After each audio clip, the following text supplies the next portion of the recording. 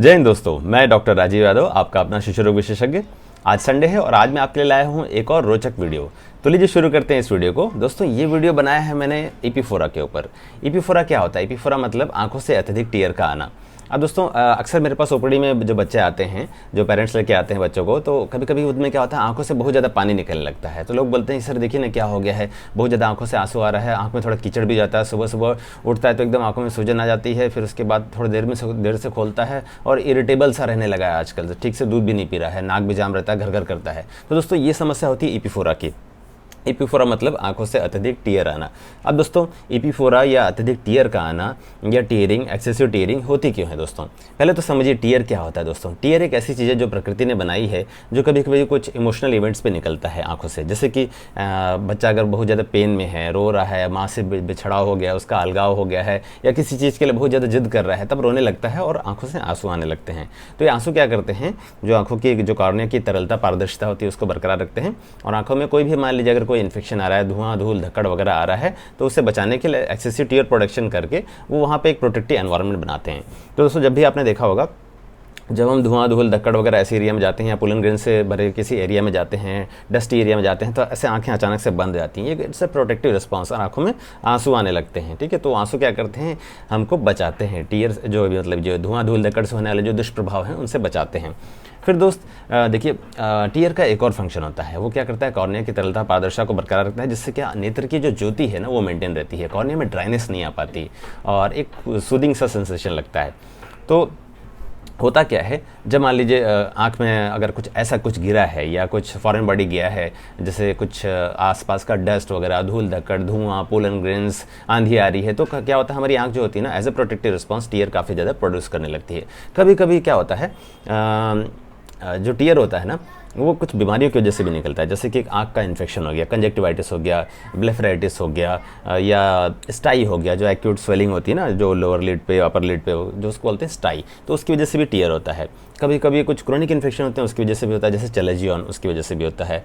फिर उसके बाद एक्ट्रोपियन, एंट्रोपियन, ये सब बीमारियाँ जो होती हैं, इसके बारे में ज़्यादा टेंशन मत लीजिए, सब तो वैज्ञानिक टर्म है। मैं आपको बता रहा हूँ, आंखों की जो ये लीड होती है ना, लोअर आईलिड अपर आईलिड, इसमें अगर कोई इन्फेक्शन हो, सूजन हो, तो भी टीयर का प्रोडक्शन काफ़ी बढ़ जाता है। या फिर जो आँख का जो वाइट पोर्शन है, देखिए इसको बोलते हैं ना, इसको बोलते हैं ये आपका जो वाइट पोर्शन है, इसको बोलते हैं स्क्लेरा। ठीक है, अगर इसमें लाली आ गई है, कंजक्टिवाइटिस हो रहा है, कंजक्टिवा में इन्फ्लेमेशन है, तो भी एक्सेसिव टीयर प्रोडक्शन होता है।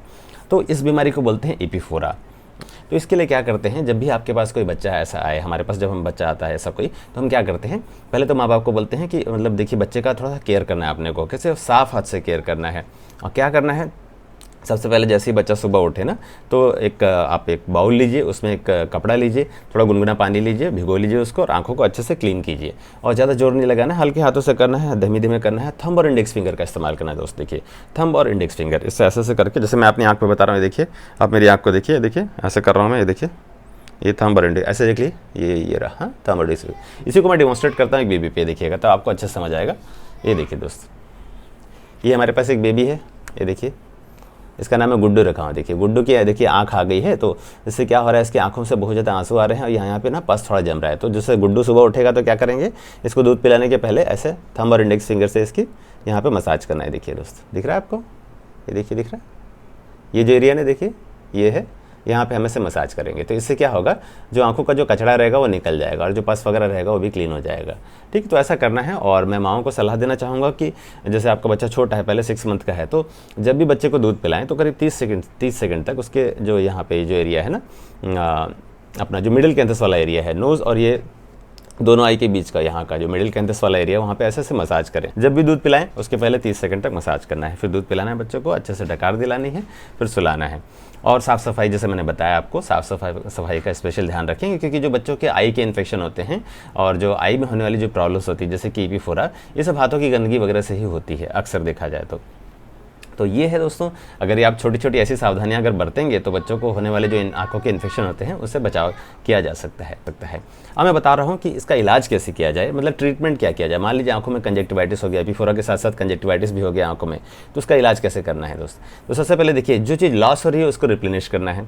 क्या लॉस हो रहा है, टीयर लॉस हो रहा है ना, आंखों से बहुत ज़्यादा आंसू निकल गया, मतलब वो आंसू जो आंखों की जो कार्निया की तरलता और पारदर्शिता को बरकरार रखता है और दूध के पाचन में मदद करता है, क्योंकि इसमें कुछ पाचक एंजाइम भी होते हैं, वो अगर नीचे नहीं जा पा रहा है तो हो क्या रहा है, बच्चों को दूध पचाने में भी दिक्कत आ रही है, ठीक है, और कॉर्निया ड्राई हो गई, जिसकी वजह से क्या हो गया, बच्चा परेशान है, इरिटेबल है।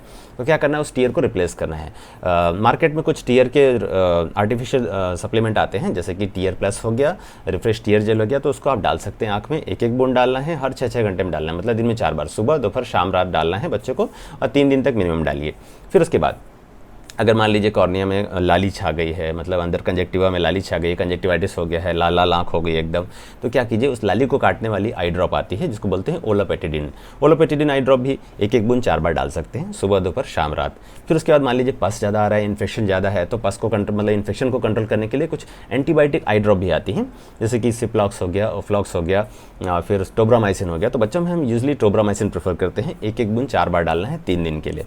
साथ में क्या करना है, आपको कुछ एंटी एलर्जिक ड्रॉप वगैरह दे सकते हैं बच्चों को, जैसे कि मैक्सट्रा ड्रॉप आती है, सिनारेस्ट एफ ड्रॉप आती है, ये सब दे सकते हैं। और जो नाक का जो कंजेशन है उसको दूर करने के लिए सलाइन की नेजल ड्रॉप आती हैं, जो सोडियम क्लोराइड की नेजल ड्रॉप आती हैं, जैसे नेजोक्लियर हो गया, नेजोवियन हो गया, ये सब आप डाल सकते हैं। और उसको कैसे डालना है, नेजल ड्रॉप को देखिए ऐसे जैसे बेबी में डाल के बताता हूँ आपको। ये देखिए बेबी है, इसकी नाक भी जाम है, आंखों से भी परेशान है बेचारा, नाक भी जाम है। तो क्या करेंगे, इसको थोड़ा हाइपर एक्सटेंड कर देंगे, गर्दन हाइपर एक्सटेंड कर दिए देखिए, और जो नज़ल ड्रॉप होता है ना उसको इसकी नॉस्ट्रिल में डाले, पहले नॉस्ट्रिल में डाले, टप टप 2 बार दबाना है दोस्त आपको, ठीक है, 2 बार दबाए, फिर दूसरी नॉस्ट्रिल में डाले, टप टप 2 बार, ठीक है।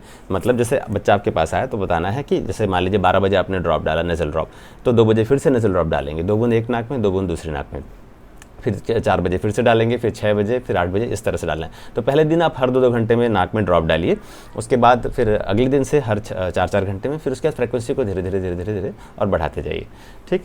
तो ऐसा आप कर सकते हैं दोस्त। तो ऐसे ही और रोचक वीडियो के लिए मेरे चैनल को लाइक करें, शेयर करें, सब्सक्राइब करें। जय हिंद।